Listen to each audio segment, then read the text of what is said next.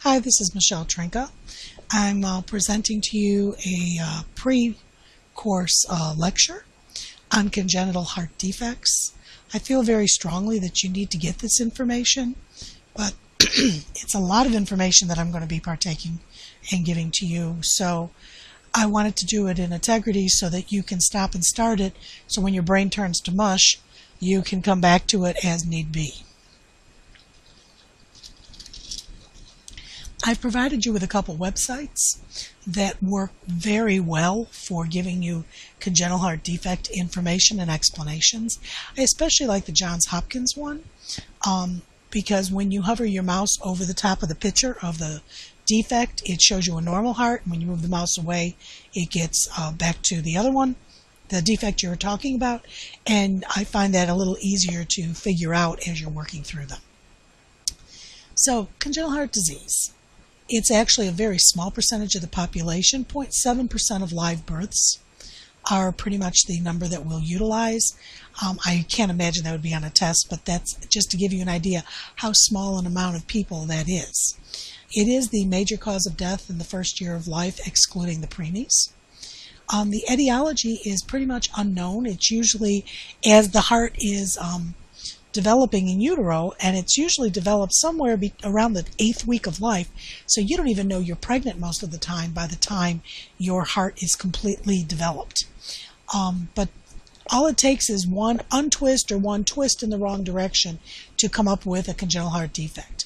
There's also other factors that are associated with defects, and I've got that on a couple more subsequent slides besides this one. So some of the other non-hereditary things that you will find as other flukes that can happen, and they are very strongly associated with congenital heart defects.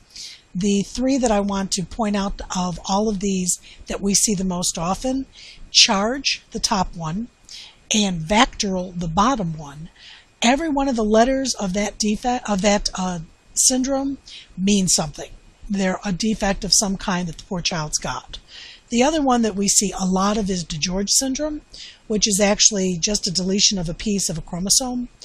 And when we see those, they're very strongly associated with specific defects. So when we have kids that come in that have a diagnosed congenital heart defect, we start looking at everything else to make sure that that's the only thing wrong with them, that they don't have all of these other delightful things. Here's a good idea of some of the things that we see on a regular basis. Now, if you notice, I just said 0.7% of live births will give you a congenital heart defect. Notice the incidence of congenital heart defects with some of these syndromes. I thought it was pretty interesting. The one that I really want you to point to, that I want you to notice, is the Down syndrome one here.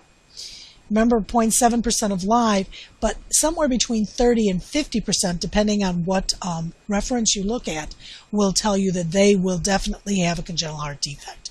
So that's a huge number. Turner syndrome, which is XO, we see quite a few of those little girls.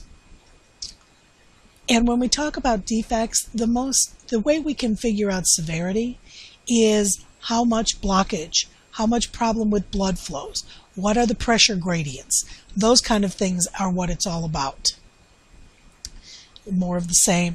I'm not going to go in and read line by line because I think you might shoot me. But the bottom line is we want them to be flowing in the right directions. Most likely they're not because something is missing, or they have an additional hole somewhere, which makes the defects more severe, less severe in acuity. One of the things that I do want you to notice, and I kind of put a little star next to it over here, and that is that blood is lazy. Blood will always follow the path of least resistance, and not just blood, but fluids in our body. They will always go from the way of high pressure to low pressure. However they're going to do it, that's what they're going to do. Always have to understand normal so you can understand abnormal. We all know that there are 4 chambers in the heart. They're supposed to be. Not all of our kids are born that way. When we look at the vena cavas, how the blood is drained back into, the deoxygenated blood's drawn back into the heart, your superior vena cava drains everything from the head and chest. So if you draw a line somewhere around the nipple line, everything above there will be drained back into the heart from the superior vena cava, everything below that from the inferior. The blood goes into the right atrium, through the tricuspid valve to the right ventricle, out the right ventricle through the pulmonary artery. These are the only arteries in the body that have blue blood. To the lungs, where it comes back then, oxygenated to the pulmonary veins. Keep in mind that these are the only veins in the body that have oxygenated blood. To the left atrium through the mitral valve, to the left ventricle through the aortic valve and out to the body. The aortic arch is where all of your head and neck vessels are, and then once you get past the aortic arch, you're going down to where the rest of the body is getting perfused. Here's a different picture in case you're more into arrows. I like to try and show it in different ways because, and I know you all took a million courses where you learned about this, but sometimes you forget what normal looks like when you start to see some of the messed up hearts that we see with our patients. So most of our defects are either holes in the wrong places, pipes in the wrong places, one-way streets going the wrong way, or my favorite, all of the above. So the way we talk about our defects is we talk about what happens to the blood flow for a good portion of them. So we have some that are going to give us increased pulmonary blood flow, which means the blood is shunting from the left side to the right side. Remember the laziness. So since it's red blood going back to the blue blood side, these kids stay pink. They don't have any problem with cyanosis. What they do have problem is extra blood going to the lungs, so you have more problems with, say, congestive heart failure. Then we're going to talk about the ones that have decreased pulmonary blood flow. So the blood is shunting blue blood to the red side. So these kids are the cyanotic, the blue kids. The obstructive lesions, where things just don't go through like they're supposed to, and then the all of the aboves. So the first thing we're going to talk about are the increased pulmonary blood flow kids. So if you've noticed, we talk in acronyms, right? Everything is alphabets. And whether you're doing pediatric cardiology or adult cardiology, you're going to find that all we talk about is alphabets. So I put the alphabets here, but don't worry, it's coming. We will talk about what each of these defects are in quite a bit of detail. So the first one I want to talk about is our patent ductus arteriosus. Now, in utero, when you're inside mom, the PDA is a good thing to have because our lungs are deflated and not much blood goes through the pulmonary system. So this is a way for blood to go directly out to the body, but a little bit trickle back to the lungs to give them a little bit of circulation. So inside mom, we really like the PDA to stay open. It's once you're born, we're hoping that that little PDA goes away very quickly. The PDA remains open because the oxygen level in utero is low. They have a lot of prostaglandins coming in from the placenta, and their pressures are very low. So all of those things keep your PDA open. One of the things they tell moms not to do is take NSAIDs, Motrin, and things like that, because NSAIDs can close the PDA. So we want to keep it open, so we're in utero, we're fine. Once we're born, the pressures are going up on the left side. We've cut off the placenta, so the prostaglandins are gone away, and their sats start to climb. So with all those things in mind, the PDA should close. Sometimes it does not. It's another picture, and I think you can see it a little bit nicer here. So because it's red blood coming back to the blue side, what's happening is you've got more blood going to the lungs than you should have, which can give your patient a little bit of overflow. Just more pictures. So what do we see? Mostly we see pulmonary congestion that you would see with congestive heart failure. You're going to get a little bit of a murmur because of that extra opening. You may, because you've got extra blood flow going to the lungs, you may find that you have very strong pulses. And as I said, congestive heart failure is the big one. So what do we do for people who have a patent PDA after they're born? First of all, we have to fine-tune them before we can even think about closing it. So the first thing we're going to do is we're going to make sure that they have all of their congestive heart failure resolved. Give them oxygen if we need it. Failure to thrive, because while they have patent PDA, they don't have a lot of tolerance for activity. Therefore, they don't eat, because how do infants exercise? They eat, they cry, they poop. That's pretty much it. So if they don't have if they have exercise what I'm trying to say. If they have intolerance of exercise, then what's going to happen? They're going to not be able to eat much. So we need to close the ductus if need be. We can try a couple things. We can start by giving them IV indomethacin. It's a pretty aggressive way to go, but in the NICU, where we see a lot of PDAs, right, because they shouldn't be born yet, they're still so premature, if we see them there, they may try to put them on some IV indomethacin, hoping that it will close the vessel. If it doesn't, we usually take them to the cath lab, where they can go in and they can put some coils in. And these coils don't look like springs, they look more like pipe cleaners. And then the little fuzzy stuff on the pipe cleaners traps blood, which then clots and clots off the PDA. Another thing that they can do is literally go in surgically, open up the area right where the PDA is, and put a clamp, almost looks like a big staple, on the area of the PDA, which closes it off. Here's a couple different looking things that we can use in the cath lab. So if they only have a PDA and it doesn't close on their own, they'll take them to the cath lab. Most of the time, these kids don't have a PDA isolated, so we usually take them to the OR because we have several things to close off. Complications, although rare, if you think about where you're cutting, right, as I said, we're just going to cut the area pretty much right even with the armpit. We'll be cutting into the chest wall and opening it up. So think about other things that are in that area. So you have your laryngeal nerve over there. Your phrenic nerve is in that area. You have chylus, so you have lymph ducts in that area. So all of these things can create a problem.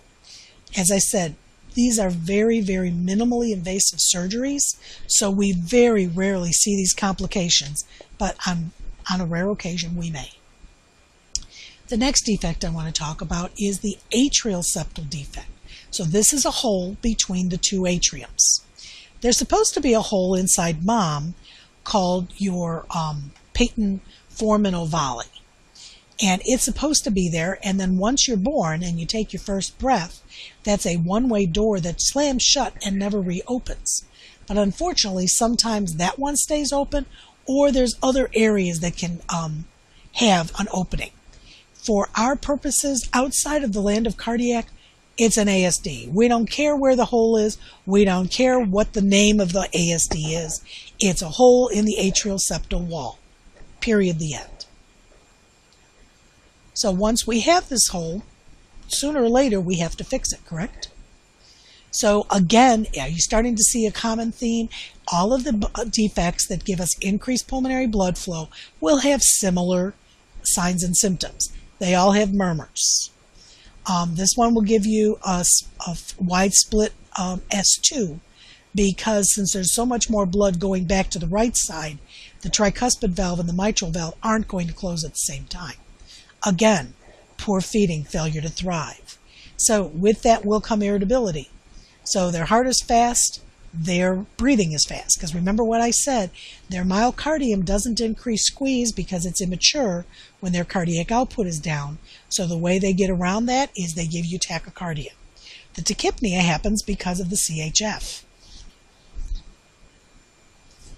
So what do we do for an ASD? If that is the only defect they have, we will let them feed and grow. We'll let them go until the age of right before they start kindergarten. And if it doesn't close by then, they will most likely bring them in and close them. Depending on the size of the hole, they can close it with some sort of a device in the cath lab. Or if the hole is very big, then they will have to take them to the OR and close it with some sort of a patch.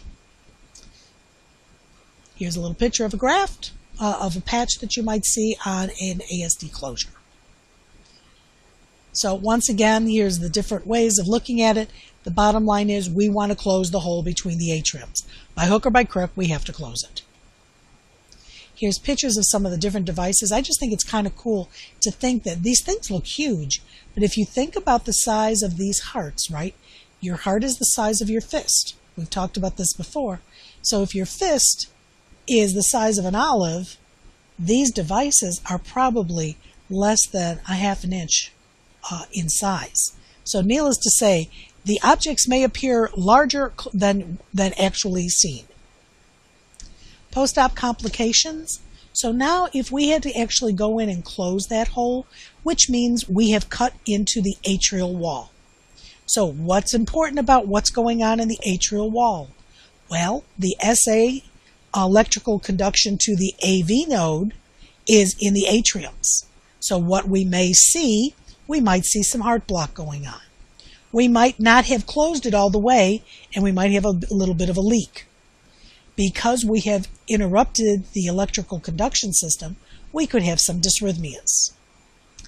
Anemia just because of the surgical procedure. AV valve regurgitation. If that hole in the atriums was low enough down that it was near the valve.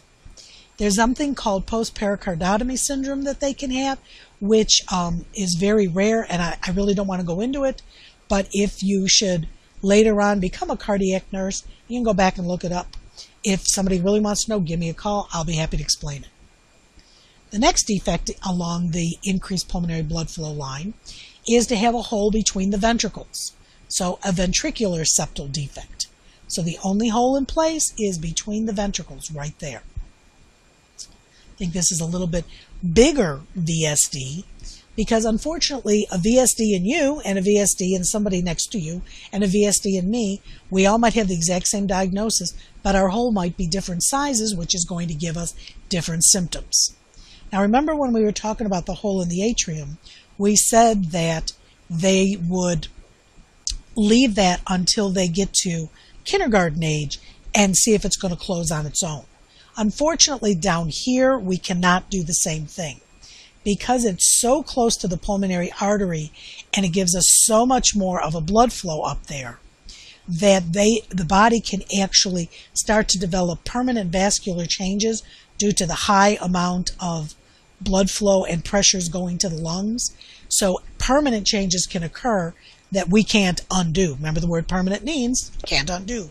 So we are not going to let this child get that old before we fix the VSD.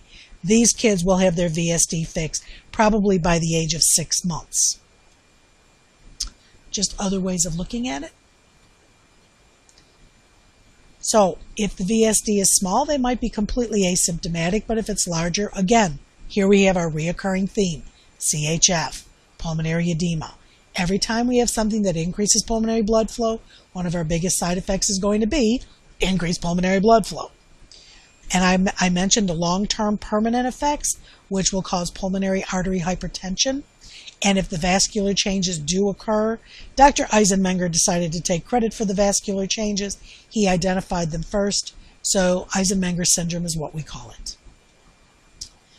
Once again, before we can fix it, we have to fix the symptoms that are coming up. So if they're in congestive failure, we have to give them some Lasix, perhaps some DIG, do whatever it's going to take to get rid of all their other symptoms.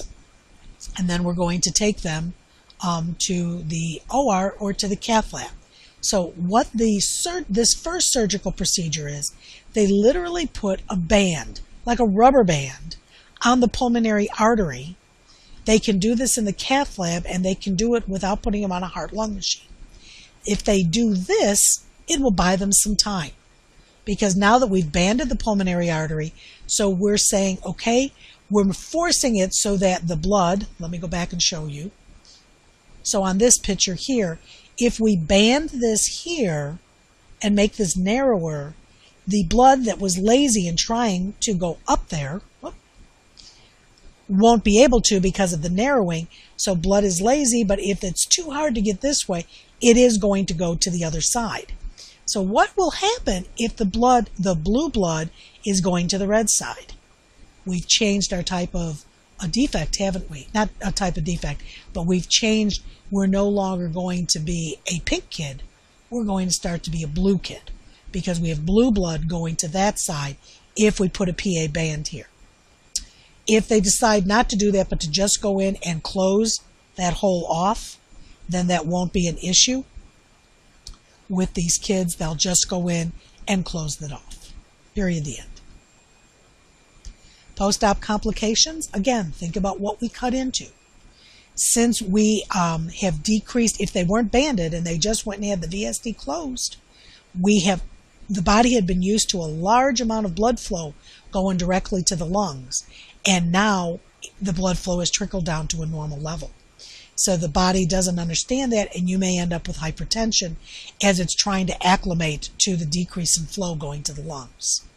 We could have damage to the aortic valve if that VSD was high enough right by the aortic valve area.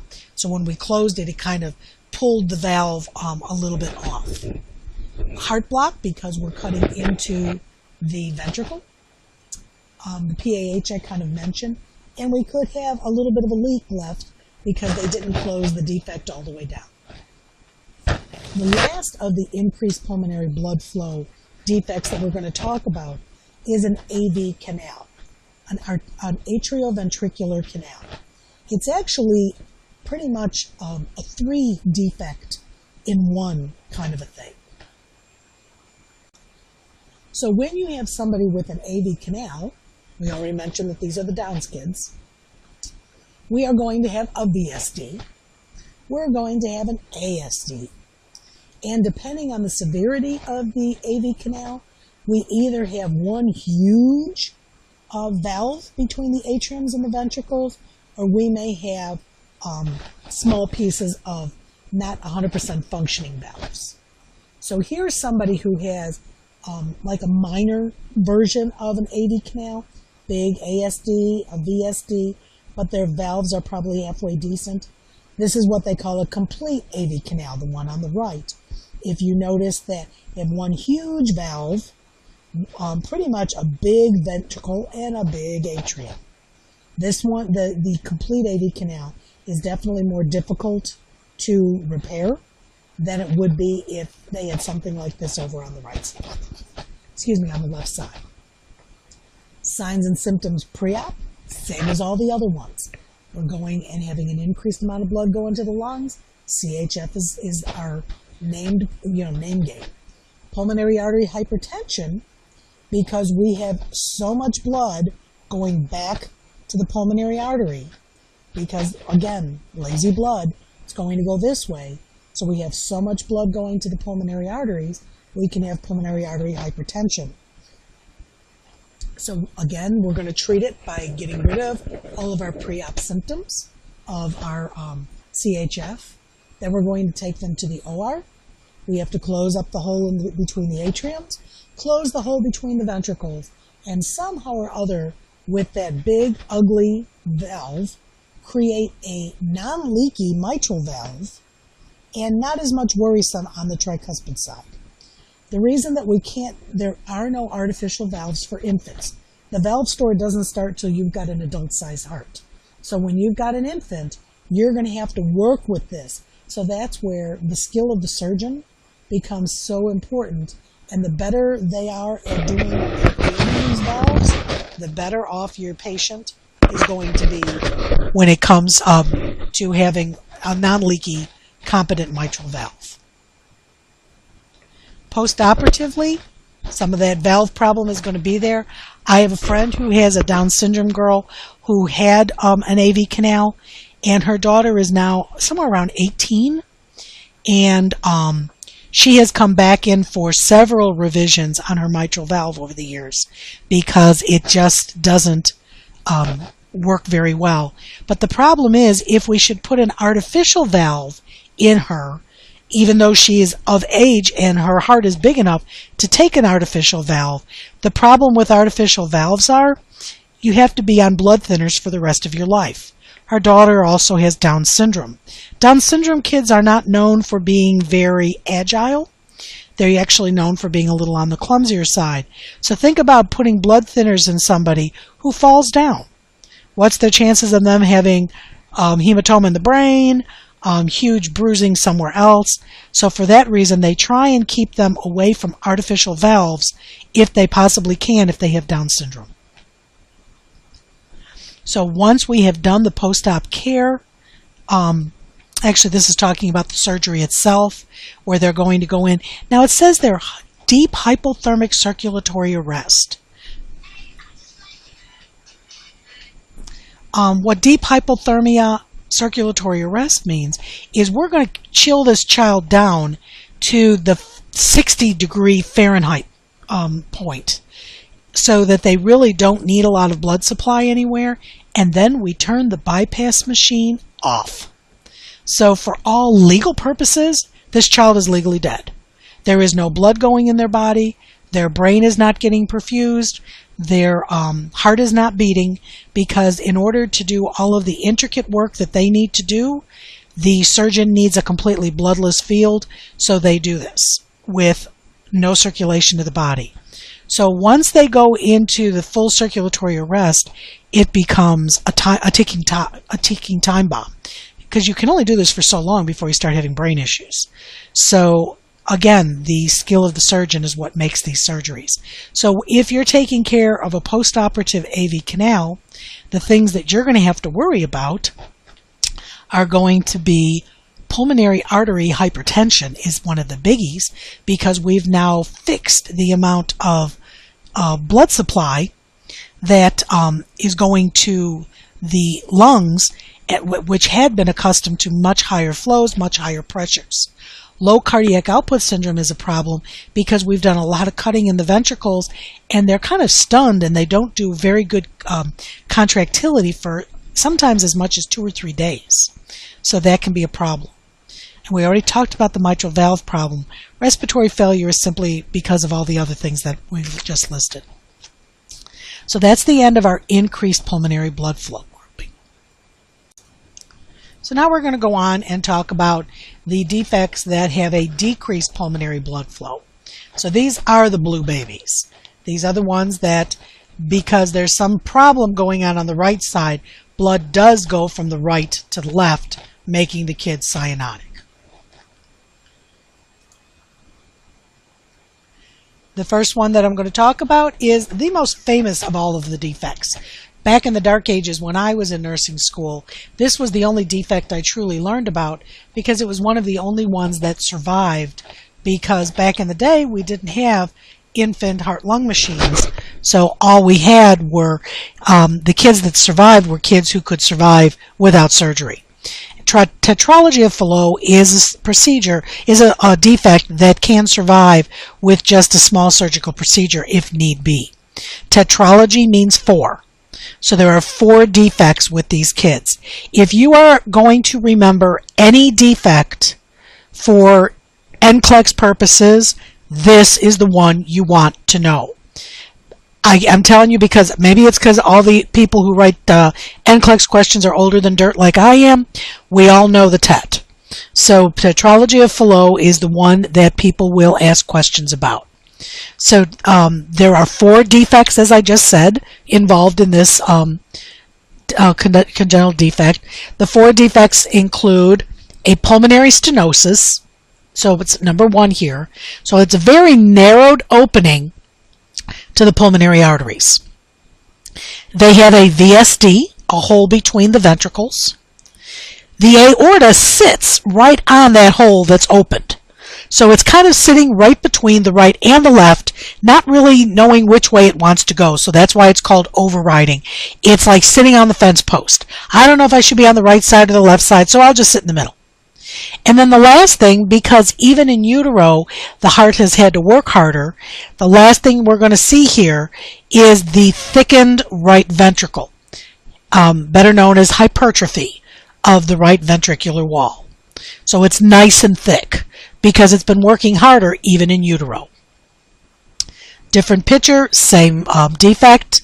Here's your overriding aorta, your VSD.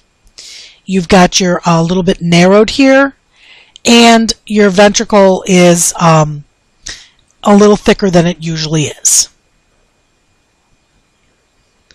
So, these are the kids that they talk about having a hypercyanotic spell, a TET spell, before they have their surgery.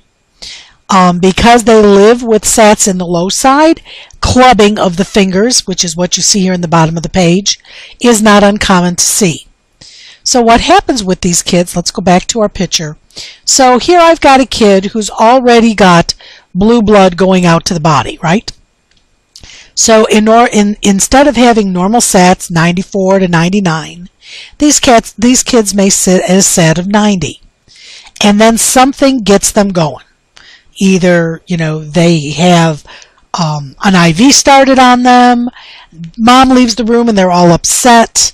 It can be anything and everything. They fall, trip, and bump their head. Whatever it is that gets them upset. As they get upset, this pulmonary artery, which is already narrowed, will narrow even further with the stress, which means more blood from the right side will shunt to the left side, which will drop their SATs more. So what happens is you have more blue blood, decreased SATs, which give the patient acidosis, because we're now doing anaerobic metabolism. Think back to your days where you learned about Krebs cycle, right? Anaerobic metabolism. So they're going to have the anaerobic metabolism. The side effect of that is lactic acid, which makes them more acidotic. So we've not only got the hypoxia making them acidotic, we have acidosis going and getting more acid and more acid produced. So what does acidosis do? Your low pH? It makes them vasoconstrict, which in turn is going to make them even more bluer. So it becomes a cycle that they just keep going down the hill, down the hill, down the hill. So if we don't intervene with these kids, they will code and die. So one of the things that we will do, if they're babies, we will do it for them. It's called a knee-chest position, where we literally bend their knees and put their knees to their chest. If they're toddlers or older and they would still have this, I've seen this when I've gone on mission trip to a third world country where these kids are older and they start to get blue, they will squat. Because if you think about it, whether you're doing a knee to chest movement or they're squatting, what it's doing is it's decreasing or slowing down the amount of blood that's coming back to the right side of the heart. The hope is that if it's coming back to the right side of the heart slower, then it will stop the ever-increasing acidosis, ever-increasing hypoxia. Another thing to know about these kids is that because they have that right ventricular hypertrophy, their heart will actually look a little bit like a boot. See how it's kind of comes out and has a definite spin to it where it's coming outward on this side more? So you may hear somebody say something about a boot-shaped heart. So if they're having a lot of TET spells, they don't like to do this repair on a newborn. They like them to be as close to a year old as they can make them. So they may do the temporary repair that was done in the 50s and 60s and 70s before the heart-lung machine was available for infants. So the temporary repair that we're talking about was named after Dr. Blalock, who was an open-heart surgeon, and Dr. Taussig, who was a pediatric cardiologist. And what they did was, plain and simple, they created a permanent patent ductus arteriosus. They put a piece of tubing between the subclavian artery and the pulmonary artery so that when they started having issues, more blood would go back to the pulmonary arteries. So a defect that would normally have decreased pulmonary blood flow, thanks to the BT shunt, will equalize out and have more blood going to the pulmonary arteries than it used to. So back in the 50s, 60s, and 70s, this was it. This was all you had done if you had a Tetralogy of Fallot. A BT shunt was put on there, and that's how they lived for the rest of their life. Fortunately, in today's world, we can do a full surgical repair. So that is what they'll do somewhere, as I said, as close to 9 months, 10 months as they can get. So what they'll do is they will close off the VSD, push the aorta back over on that side and maybe take a piece of homograft tissue to widen this pulmonary artery up so that the problem goes away. Once again, you can see the mortality is very small. Most of our defects, the mortality is between 1 to 5%, and this one is no different. So if we have a kid preoperative who's having TET spells, yes, we'll do the kneaded chest or they'll be squatting on their own, but we usually will give them propranolol, which I'm sure you remember is a beta blocker, which will usually decrease the amount of hypercyanotic spells these kids have. I talked about the palliative, the short-term fix of the BT shunt, and I also talked about the surgical repair. Here's pictures of just the BT shunt on the left and the complete repair on the right. Postoperative, again, think about where we cut. We cut into the ventricle, we have to worry about all different kinds of arrhythmias, bundle branch block and heart blocks. We have to worry that there might be a leak at the VSD, or there could be a problem with the pulmonary stenosis, that it might still be there. The right ventricle might not be used to working with this amount of blood flow, and you could have some issues there with some extra ventricular beats. Pulmonary insufficiency, if that opening was not wide enough, and the aortic valve, as they pushed it back over to the left side, could be a problem. The second type of defect that will decrease pulmonary blood flow is a tricuspid atresia. Tricuspid is the valve between the right atrium and right ventricle. So either it will be very narrowed or it won't be able to be used at all. So either way you look at it, an expression that we use frequently in the land of congenital heart defects is the phrase, no flow, no grow. So if we have in utero a defect where the blood can't get from the right atrium to the right ventricle, what's going to end up happening? Our right ventricle is going to be very small. Now in this drawing, the right ventricle still has some decent size because of the VSD. You can also have tricuspid atresia without a VSD. Here's another one with a VSD. I'm not sure I have a drawing without it. Nope, it doesn't appear that I do. Actually, I think this one is over here on the left. If you notice, the right atrium can't get to the right ventricle, so it's going through that PFO, that patent foramen ovale, that one-way door that flaps shut on birth. It's not going to flap shut on these kids because the pressure is going to force it to stay open. So all the blood goes, whether it's coming back from the lungs or it's coming back from the body, all the blood is going to go to the left atrium and out to the body. And only if they have this BT shunt will they be able to have any blood going to the lungs. So it's a pretty bad kind of a thing. And since the right ventricle had the no flow, no grow, they're going to call these kids hypoplastic right hearts. Hypoplastic means very small, and it's the right side. And so pretty much that's another way. So a tricuspid atresia could also be called hypoplastic right heart syndrome. We can't go to a ventricle store and say, I need a new right ventricle because my patient doesn't have one. So what they have to do is they are going to do some palliative work around this, and through a series of surgeries, they will palliate the child so that they can live with one ventricle. Now, fortunately for these children, the one ventricle that's there is the left ventricle. You can live, quite frankly, without a right side of your heart. The only side you truly need is the left side, because that's the side that powers the blood out to the rest of the body. So the BT shunt would be the first repair, a Glenn would be the second repair, and a Fontan would be the third. We'll talk about these again when I talk about the left hypoplastic hearts in a little bit. Signs and symptoms preoperative: if you have a lot of blood mixing, where the blue is going to the red side, your sats are going to be lower. So again, we're going to have clubbing. We're going to have lower sats, so they might be short of breath. They may have some dysrhythmias, simply because the heart really doesn't like to be in the situation that it's in.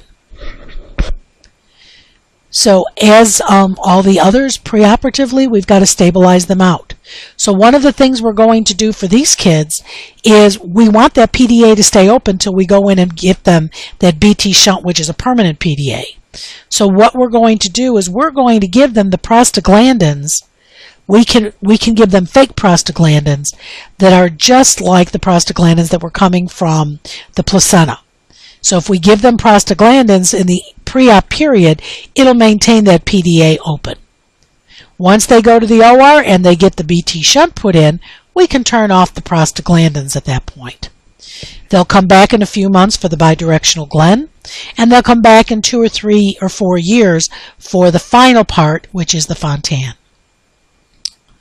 So on the left is a kid who's got the BT shunt. And on the right, here is a kid who's had the Glen done. Postoperative complications. Again, there's going to be 2 different types. First of all, the ones that go along with what muscle did we cut into? We're cutting into the ventricle, so we may very well see some ventricular skipped beats, arrhythmias. Since the flow, remember we said blood was lazy, and I also mentioned other fluids are. When we first, let me go back to the picture. When we first sew that superior vena cava directly to the pulmonary artery is getting more blood than it has ever gotten before, and it's not tolerating it very well at the beginning. So what ends up happening is the blood, instead of going in, the blood's going in, but the amount of fluid is not. So what's happening is the blood starts to seep out into the tissue, and you also have some venous congestion happening. So a lot of times in the immediate post-op period, they'll call the kids Glen heads, because post-op Glens have a lot of swelling from the nipple line up, right, the superior vena cava. So they'll have like venous stasis, so they'll have that ruddy color, and they'll have swelling. Within 48 to 72 hours, all of this disappears as the body acclimates to the higher pressures, and they'll do fine. I'm just making sure. Protein-losing enteropathy is another issue they could have. If you have a lot of extra fluid going to other areas, one of the areas that it's going to go to is into the pleural sac. So in the area between the lung and the sac, fluid can collect there and develop pleural effusions. Well, the type of fluid that you're draining from that area is yellow, and yellow means we're losing protein. So instead of maintaining their protein in their body and using it for growing as they need to, the protein is being lost into the fluid, into the pleural sac, into the peritoneal cavity, so they end up losing protein. And since it's so important that these kids go home and grow so that they can come back for their 3rd surgery, and sometimes the Fontan happens and then they get the protein-losing enteropathy. But these kids will have problems maintaining growth through their whole childhood. When you look at these kids on the growth charts, a post-op Norwood, which is the first, let's not even go there. After they have their Glen, the chances that they're on the growth chart somewhere around a 10 percentile is very high. Their chances of having a 10 percentile height and weight, simply because they don't have good perfusion, so they don't grow, and because all of the calories that they're eating, a lot of that's being burned up in just living, because they're not used to being, the heart does not tolerate this defect very well for very long. Here's another picture of it.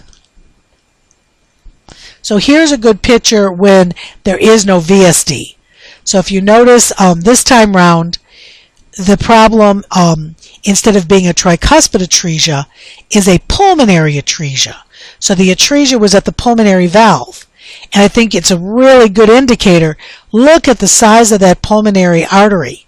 It's scrawny, scrawny, scrawny, going back to the no flow, no grow.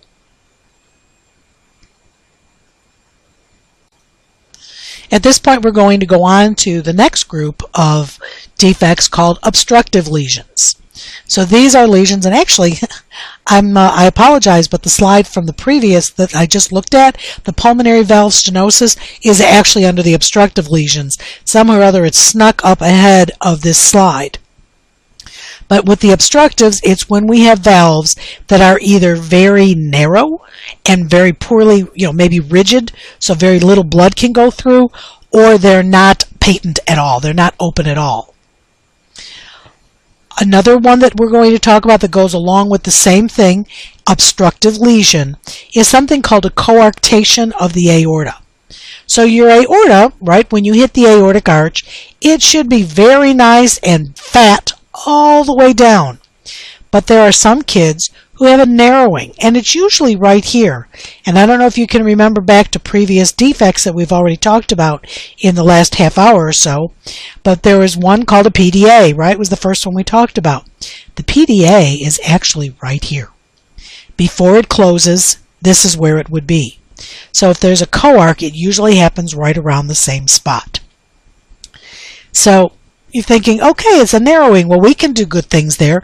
We could probably put one of those stents like they do for the adult MI patients, right? We can stent that thing open, and that'll be the end of that. Well, it sounds like a great idea, but one of the problems is when we talk about stents, children continue to grow. Metal stents don't. So this cannot be repaired with something that doesn't grow with a child.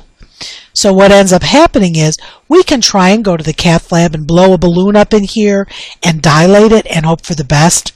But usually what we will see is that being done for the best isn't the best.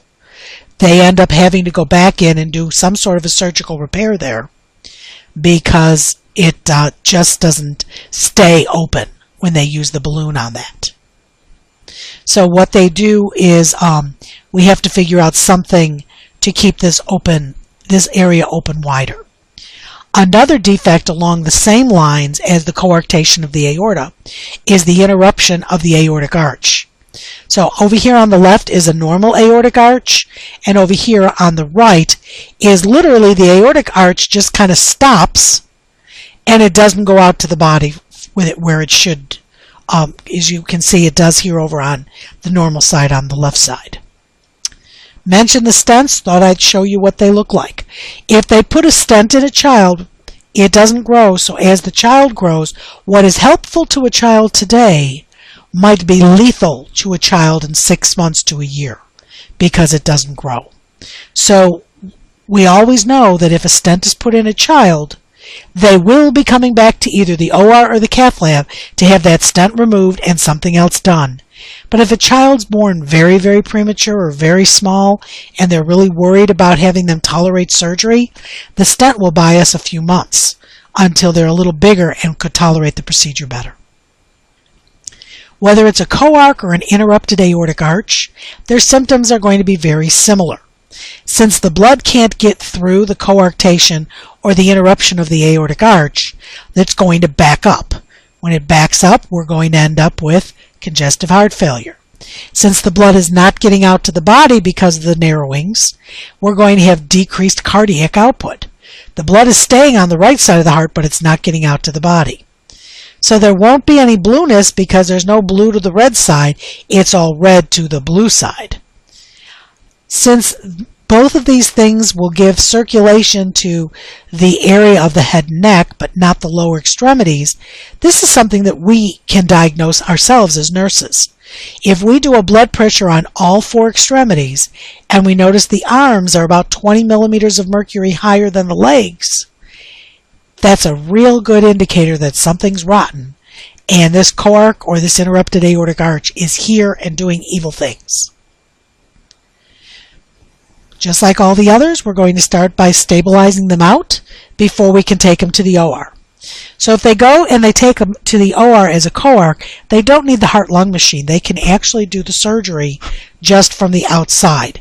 So they literally will go in and put in a little bit of a patch that will widen the narrowed area and be done with it. They will do that for both the interrupted aortic arch and for the coarc.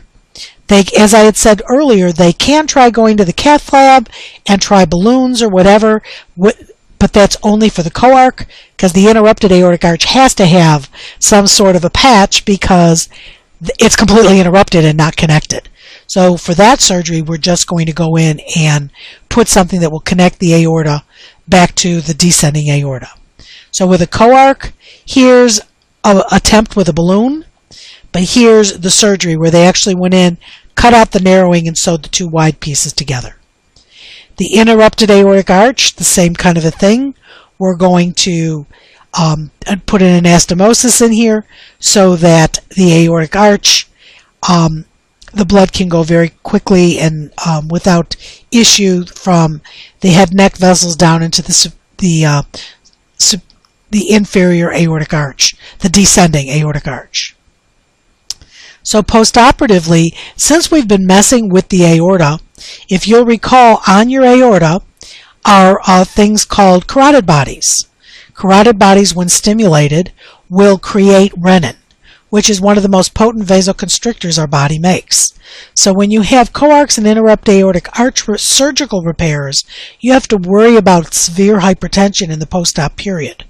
They may very well go home on antihypertensives and be monitored closely, and after somewhere between 2 weeks to 2 months, they'll be able to wean off all of the hypertensives and they'll be back to normal. Another problem you have to worry about is this mesenteric arteritis. If the body below the nipple line has not been getting good perfusion since the day they were conceived, they're not getting good perfusion to their gut either. Their intestines are not getting good perfusion. So now we've fixed the repair, and the mesenteric arteries are getting full blood supply, which they've never gotten before. So if we try and feed them too quickly, where they're getting a demand for a blood supply, that can create a major problem. They can end up with arteritis and inflammation to the arteries of the gut, and they can actually end up with dead bowel, just because we fed them too aggressively when they first had the surgery.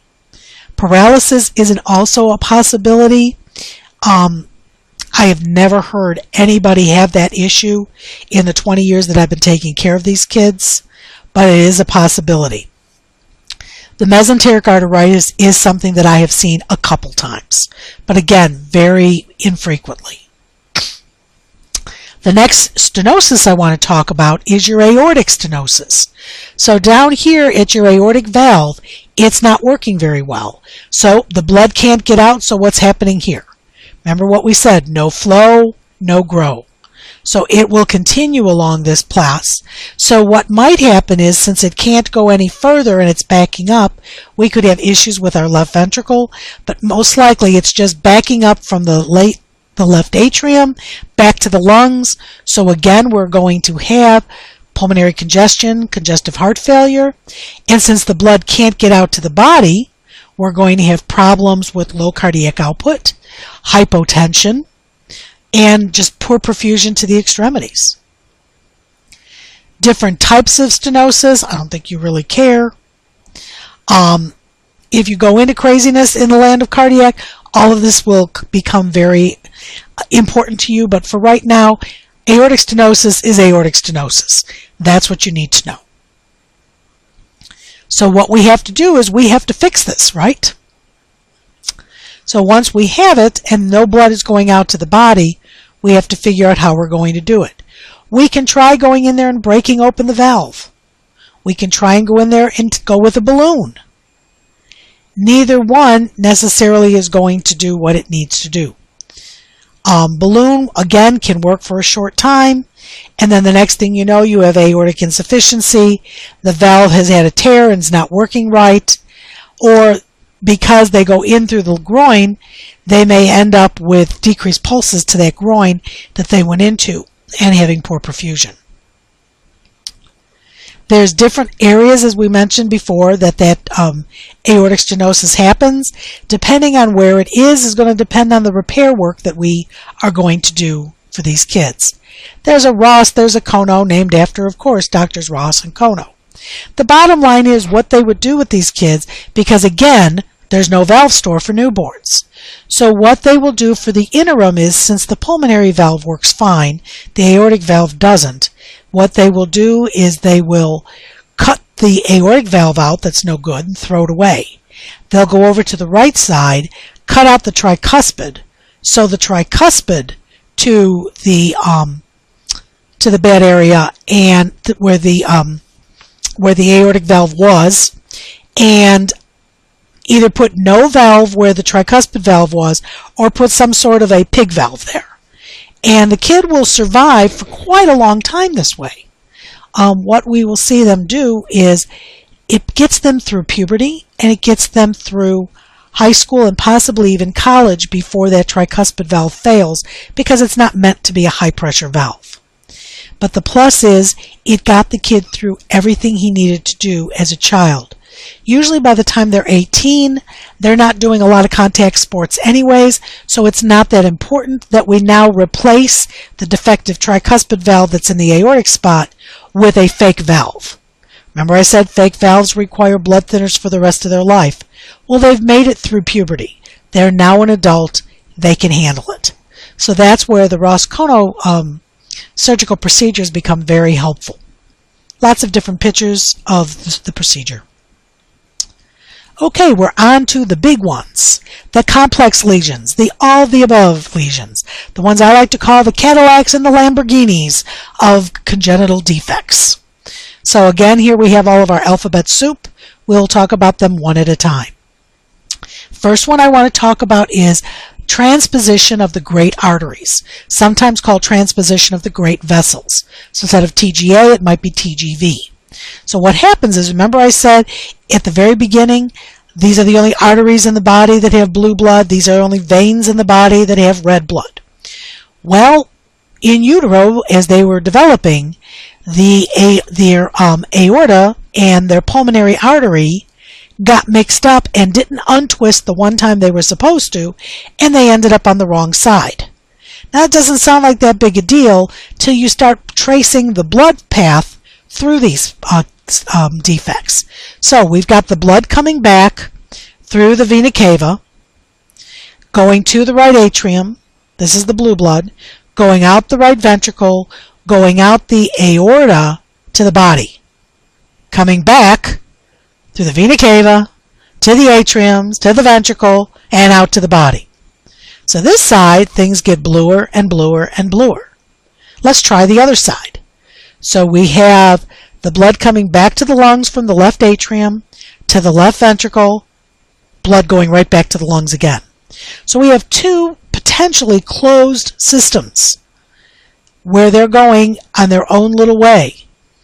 The only thing that's keeping this child alive, if they are completely closed systems without what it's showing here of an ASD of some kind, is the only place they're going to be able to move over the oxygenated blood to the deoxygenated side is here in the PDA. So what that means is the PDA is required to keep this child alive until they fix them. So what happens when the PDA closes? This kid will become dead. They won't survive. This is called a ductal dependent lesion. There are a few lesions. I already talked about one and didn't mention the fact that it was ductal dependent. Do you remember when we were talking about the tricuspid atresia? And I said that the only way that that kid was getting blood to his lungs was through his PDA. So once we hit the PDA and the PDA isn't working anymore, no blood is getting to the lungs, that kid is going to die if we don't keep them on prostaglandins and keep that PDA open. So transposition kids and right hypoplast, which is tricuspid atresia, both of them are considered ductal dependent lesions. So if there's no movement and the PDA shuts, one of the problems we're going to run into is cyanosis. There's increased blood flow to the right side, So congestive heart failure is a problem. The blood will continually back up, so you'll end up with your liver congested, full of fluid, right? So we've got another problem. So not only are the lungs having the pulmonary edema and the congestive failure, it's backing up even further. So now your liver is overflowed. Since no good perfusion is going on, tachycardia and tachypnea are going to happen. Clubbing will happen.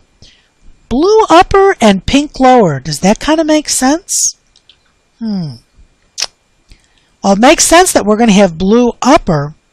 They're thinking pink lower if some of these different shunts stay open that we're supposed to close at birth. We can give this kid all the oxygen we want. If that PDA doesn't stay open, there is no way the blood is getting back to the body. The red blood is going to get back to the body. So you can give them all the oxygen you want. It's not going to do you a bit of good. So preoperatively, we keep the prostaglandins going to keep that PDA open, get rid of their CHF, and then we can, in the pre-op period, go in there and make a hole between the atriums to be a backup for that PDA. When they do the surgery, though, they're going to do a switch. Now, if you notice where these lines are, when they do the switch, they cut above the valves. So that this is actually your aortic valve down here in the pulmonary artery area. This is your pulmonic valve over here by the left ventricle. So what this is telling us, the switches have only been done for about 20 years now. So these kids are just starting to get to adulthood. We don't know if once they're in adulthood, if that pulmonary valve is going to fail and they're going to have to come back in and get a different kind of valve put in there on the left side. Another part of a switch that is super important, and we didn't used to do switches until like the 90s, because what we found is that we did the switch and they all died. And the reason they died is, can you think of something that would come off of the aorta that if we didn't move it could kill a kid? It's not in this picture, so you may know it if you know your cardiac anatomy really well. Coming off of your aorta, so it's here right now, is your coronary arteries. Okay, they come off the aorta right at the root, they call it, right at the beginning.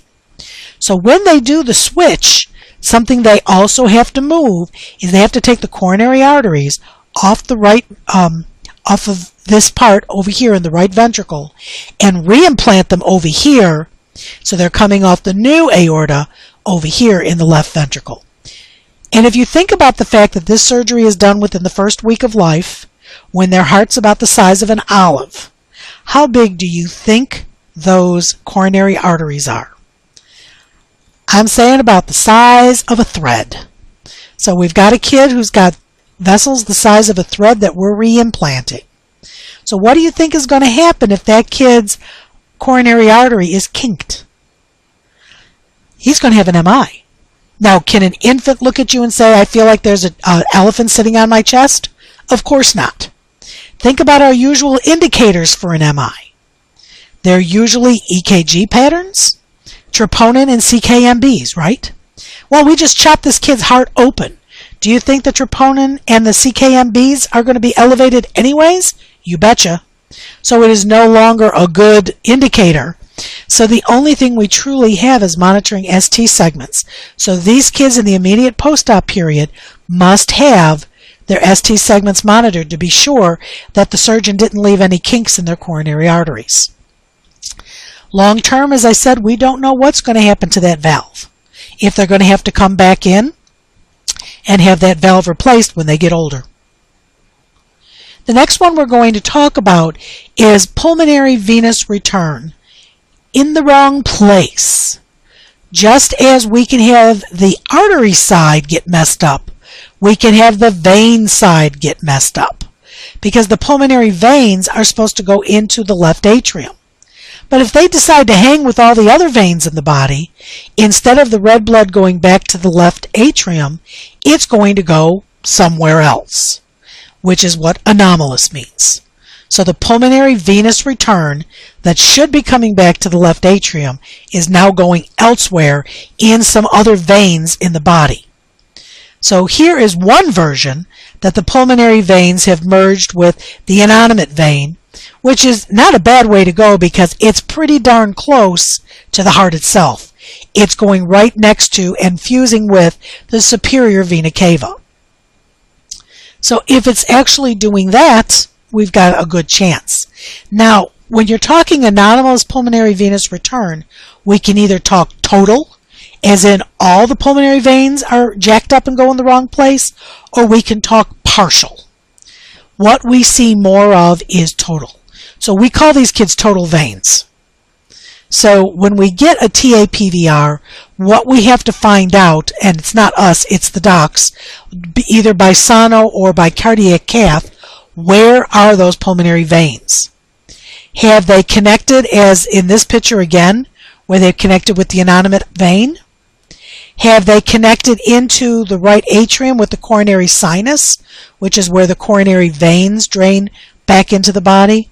Or is it infracardiac, which means it's below the heart? So here's one, and you can see here they're connected right here to the superior vena cava. So this is the supracardiac, above, outside of the cardiac, outside of the heart. So again, here you can see it, where they're connecting right back into the veins very close to the heart. Subcardiac is the ones where I said it drains into the right atrium in the coronary sinus with the other coronary veins. Again, not that bad a deal because it just means there's a lot more mixing, but the red blood is actually getting to the heart and getting out to the body somewhere where it needs to be. Where it gets bad is when it connects way down here at the ductus venosus near the liver. So with those kids, you end up having very pink feet and not such pink anywhere else. Another problem that you run into, especially with the total veins, the total anomalous pulmonary venous return, is that the veins, which there should be 4 of, may be 8, 10, 15 veins, and instead of being nice, big, and fat, they're tiny little threads. So what the surgeon has to do, if that's the problem, that they're small, multiple, and tiny little threads, is that they are going to have to open up all those tiny little veins and then sew them back together, merged into larger vessels. Very difficult. Again, very skilled surgeon is required. Here's another picture of the infradiaphragmatic. And here's a picture of partial, where some of the pulmonary veins are coming back to the atrium, some are not. These kids can actually be undiagnosed for years because enough of their blood is going where it belongs that they don't notice that there's a problem. These are the kids that they're going to identify the problem when they come into the hospital for something else, some other kind of surgery, some bad respiratory infection, and all of a sudden they go in and things aren't right, so they'll go and do an echo or a cath or something on them and identify that they've got this defect. Now, the signs and symptoms are going to depend on if it's partial or total. It's going to depend on where the veins are connected back to. Is it close to the heart or way down there by the liver? So all of the things that are listed here are very dependent on location. Or they always say location, location, location. All of these symptoms could be very minimal or they could be severe depending on the kid and where they're going. Then we have the really bad ones. So not only do they have total anomalous pulmonary venous return where none of the veins are connected to the left atrium, the veins are obstructed. Blood is not getting out. So the blood is not leaving the lungs. Everything is backing up. I have only seen a couple of these kids, and neither of them were diagnosed in utero because it was many years ago. They come out of the womb, they get born, and they look like death warmed over from the second they're born. They usually get transferred to a high acuity pediatric hospital within the first half hour of life because they realize he ain't right, he ain't ever going to be right, we got to get him out of here where they can fix him. Nothing helps. Prostaglandins don't help. Oxygen doesn't help. blood pressure medicines don't help. They just need to get them to the OR, put them on a heart-lung machine, and get them fixed. These kids don't usually do very well in the postoperative period either. They frequently will come out of the OR still connected to the heart-lung machine, now being labeled as ECMO. Okay, I think I kind of mentioned all of this. So the postoperative complications, again, are going to depend on if they're obstructed, if they're not, if they're supracardiac, if they're infracardiac. It's all about the location with these kids. Truncus arteriosus is another issue where the two arteries didn't separate. So instead of having an aorta and a pulmonary artery separate, they're together. Here's another version. Now in this one, they're at least separated except right at the end. In this one, you can see they're together all the way through. Only one valve that has to do the work of both sides. Again, this one's a bonus because they have two very differentiated, pulmonary artery and aorta are very separated except right at the end. So depending on how severe the truncus is going to depend on how symptomatic they are in the pre-op setting. It's going to depend on how much problems you have in the post-op setting and how much of a repair you're going to have to do. So I think this, and if you think about what are you going to see? CHF. Because if they can't get through, or if all the blood is mixing coming out this common valve, of course this is going to end up being an increased pulmonary blood flow kid, right? Because this is a low pressure side, so instead of all of it going back out like to the body, a lot more of it's going to go to the lungs. I think that pretty much talks about it. This defect is very commonly associated with DeGeorge. If you'll recall, we talked about that way back at the beginning. So with this, we've got to fix these kids right away. We're going to do that deep hypothermic circulatory arrest thing again. And we have to separate out the pulmonary artery from the aorta. Since there's only one valve, which side do you think is going to get that good valve? You guessed it, the left side where the high pressures are. The right side's going to get some sort of a homograph. So here we have a truncus after the treatment. After the surgical repair. So if you notice, there was the valve that you were born with, and it's going to be made into the aortic valve. The pulmonary arteries, we're going to put in some sort of a tissue or cloth, whatever it's going to take. We want this to be nice and wide, and because this piece probably didn't exist before, we're actually going to have to go in and create that. Again, a time where having a very skillful surgeon becomes very important. Postoperative complications, what did they cut into? They cut into the ventricle, so conduction issues are going to be a problem. They cut into the ventricle, so the ventricle function isn't going to be very good, so low cardiac output is a problem. They could have pulmonary stenosis residual because when they put that new piece of conduit in place, it's still not wide enough. They could have PAH issues because, again, we had all that increased pulmonary blood flow in the preoperative period. And that new valve that we said we turned it into the aortic valve, it might not be a real good one and they might have trouble with it. The last defect I'm going to talk about, even though there's numerous more after this, is what I really like to call the biggest, nastiest defect of them all. This is what we, in the land of cards, call the sacred cow. We very much respect our hypoplastic left heart syndrome kids. Because if you think about what your left ventricle does in your body, it's a little bit important. You really need to have one of those if you want to have a blood pressure, right? Because that's how the blood gets out to the body. So let's think about this kid when they're born. So the blood will come back into the right atrium. It'll go down to the right ventricle. We're doing good so far. Goes out through the pulmonary arteries to the lungs, comes back to the lungs, to the left atrium, and can't get any further. So what's going to happen? If it can't get further, it's going to back up. So if it backs up, where is it going to back up to? The low flow, no grow, as well as the high pressure to low pressure, it's going to hit that PDA, back up, and go out to the lungs that way. So how is it getting to the body? Well, the same kind of a thing. The pulmonary artery is right there, right? So it's going to go out to the body from the PDA outward. So we've got this kid, right atrium, right ventricle, pulmonary arteries, left atrium, backs back up to the pulmonary, through the pulmonary veins, back up into the lungs.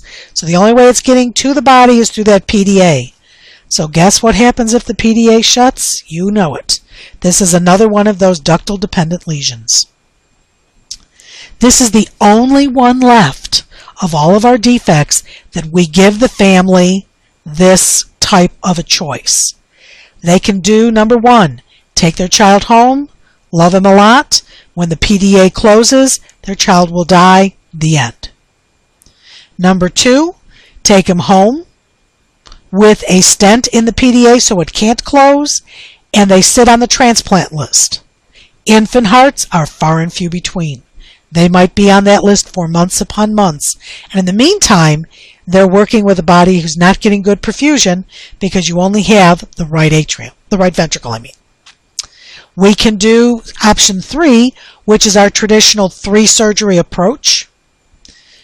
Or number 4 is really just like number 3, only you do a little bit less aggressive surgery at the beginning, but they still need the other 2 surgeries. So 3 and 4 are very, very similar.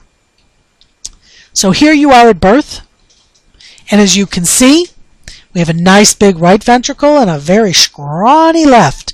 And remember what we said about no flow, no grow. If the left ventricle is not getting blood out to the body, what is the aorta going to look like? Look how big the pulmonary artery is, and look how little the aorta is. Okay, here's an even better one.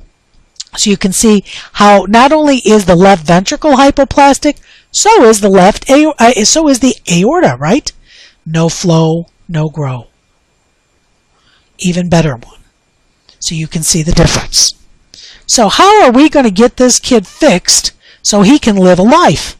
Because we want to make him live, right? We don't want him to die. So we're going to have to figure things out. Well, over the years, many different surgeries were attempted, and it was finally Dr. Norwood who came up with a procedure that will keep the kid alive long enough to start giving him his repairs. Because what they tried to do is they tried to do a full repair at birth. It was too much change in pressure gradients, too much change in flow, too much surgery to the ventricles. The kids were dying. The mortality rate was huge. It wasn't until Norwood came up with his procedure that we figured that they were able to start making it. So let's talk about the Norwood. Preoperatively, I think you can figure those out from common sense, what you're going to see. So let's talk about this Norwood again. So when they take the kid into the OR for a Norwood, this will be done within the first week of life. The first thing they do is they give a kid a BT shunt. We need to give them a permanent PDA. So we're going to put a piece of graft between the subclavian artery and the pulmonary artery to get more blood flow to the lungs. The next thing we're going to do is make what they like to call a neo-aorta. They're going to sew the pulmonary artery and the aorta together. So in essence, what they're doing is they're making the kid into a truncus, right? Because isn't that what a truncus is? The aorta and the pulmonary artery are one vessel. And and then the last piece that they're going to do is the piece of tissue, the septal wall between the atriums is completely removed. So we have one big atrium. The left-right atrium becomes something they call a common atrium. So that's what they do with a Norwood. Now, if a Norwood is being done on a very tiny little baby, this BT shunt is so small that it will clot off pretty quickly before they probably won't even leave the hospital. So on kids like under 3.5 or under 3 kilos of weight, they will do this type of a shunt instead after Dr. Sano. So instead of doing a small graft between the subclavian and the pulmonary artery, they're doing a bigger graft between the pulmonary artery and the right ventricle So this one is usually a 2 to 3 centimeter graft. This one is a 4 to 6. Bigger hole, bigger hose. They're not going to clot. So you're thinking, I'm sure, well, if that one works so good, why don't we just do that one on everybody? And believe me, after Sono first came out with this, that's exactly what we did. Everybody got a Sono shunt because that way we didn't have to worry about the little tiny BT shunt clotting off. But what the problem is, look where they're sewing this Sono shunt. It's going to the right ventricle. So we are now, when we do our next surgical procedure and we get rid of this shunt, we now have scar tissue here. We only have one ventricle. Do we really want to put scar tissue on the one ventricle if we don't need to? Of course not. So for that reason, we don't use these unless we have to. They come back in 4 to 6 months, maybe even a little earlier, for the second surgery. So in the second surgery, they keep that neo-aorta together. It's still going to stay. But they get rid of the BT or the Sono shunt, whichever one they had, and they do that Glenn again, where the superior vena cava is sewed directly into the pulmonary artery. So some of the blood is going to go blue directly to the lungs. Some of the blood from the inferior vena cava is still going to do that full mixing thing in the common atriums before it goes out to the body. Then they're going to come back in 2 to 3 years, maybe even 4 years, for their third surgery, which is called a Fontan. The Fontan takes the inferior vena cava and also sews it directly to the pulmonary arteries. So what you see is that all the red blood is inside the heart and all the blue blood is outside of the heart. And that's where they're going to live for the rest of their life, with a Fontan. Little different ways they can do the Fontan, but pretty much what I told you is it. So a completely repaired hypoplastic left heart, all of the blue blood goes directly to the pulmonary artery, gets oxygenated, comes back into the common atrium, goes out the right ventricle to the aorta and out to the body, and that's it for these kids for the rest of their lives. They may come back in for an occasional valve fix, an occasional problem with perhaps the connections to the vena cavas, but this is what they will live with. This is their palliative surgery that they will live with for the rest of their lives. Different picture. I'm going to stop at this point. I'm not going to finish up with any of the other defects. They're here in case you should take care of one of those children. You have gotten more defects than you will ever need in this lecture, and if you go into your textbook, they do talk about some of these defects, but I think the big important thing is with them is to understand the different categories: the increased pulmonary blood flow, the decreased pulmonary blood flow, the obstructives, and the complex. And if you can understand the difference between those 4 different versions, I think you're in good standing. Thanks for listening. See you soon.